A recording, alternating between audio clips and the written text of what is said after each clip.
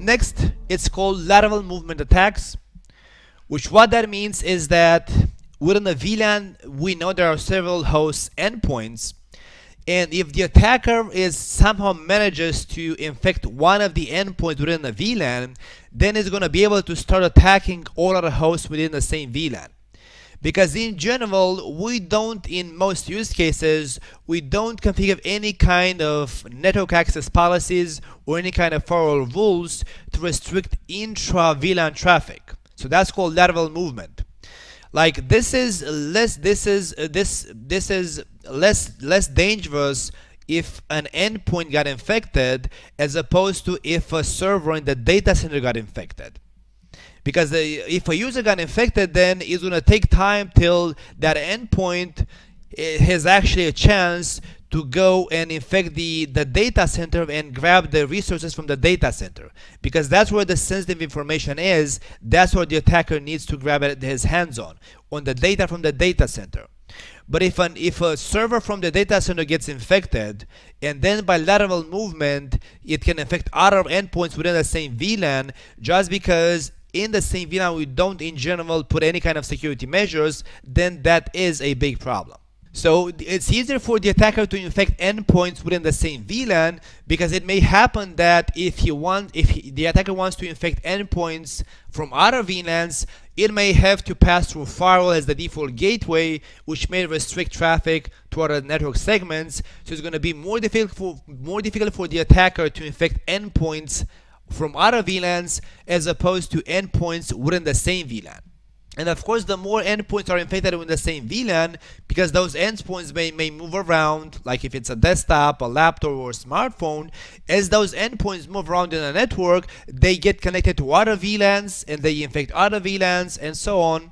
You got my point where I'm going to. So in order to mitigate against such attacks, you gotta find a way to restrict endpoint intra-VLAN access, which can be done via a PACL, which is called a port access list, a VACL, which is a VLAN access list, or by an authorization received from the Radius server. Now I'm going to speak about PACLs and VACLs when we get to the firewalls. It's going to be an introduction to the firewalls.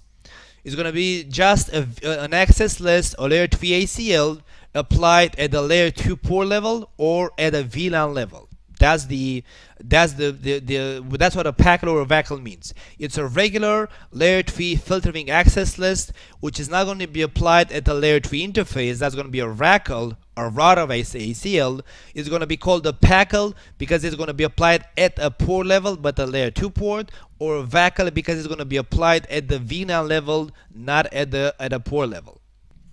But most commonly nowadays, I'm going to limit all traffic intra-VLAN and inter-VLAN of any connected endpoints in the network by using the authentication of endpoints, and then I'm going to use authorizations from the Radius server in the format of access lists, which those ACLs are going to restrict user traffic both intra-VLAN and inter-VLAN appropriately.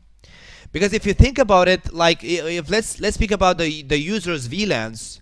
Well, so you're gonna have, like, for example, a VLAN of IP phones, or multiple VLAN of IP phones, multiple VLANs of users, multiple VLANs of printers, and so on. If you think about it, in the IP phone VLAN, the IP phones will at some point need to speak directly with each other, because that's how voice works over IP. It's gonna be a peer-to-peer, phone-to-phone direct connection in the end. But if you think about the printers, why should the printers speak one to another? The printers are just going to reply to user requests and print documents. If you think about users, like most of the users, they need to access resources from the data center. They don't need to be able to share information back and forth within the same VLAN. So why do you allow intra-VLAN access between users to begin with? Because that's not even required. You allow it because you're not aware that you should not allow it. But otherwise, it's not even required, right? Because what a user does is it's going to browse the internet, it's going to send emails, and it's going to access resources from the data center to perform its day-to-day jobs. The user doesn't need to communicate with its colleague in the same VLAN to perform its day-to-day job. Other option is going to be to mitigate, to restrict endpoint intra-VLAN access via what is called private VLAN configuration, or the variation of it which is called private VLAN edge. Now we're just going to speak briefly about those two. So about packets and VACAs we're going to speak in the referral section. About private VLANs we're going to speak now, and we're not going to show them live. That's going to be a CCNP topic. But packet and VACA we're going to show them live when we go to the referral section.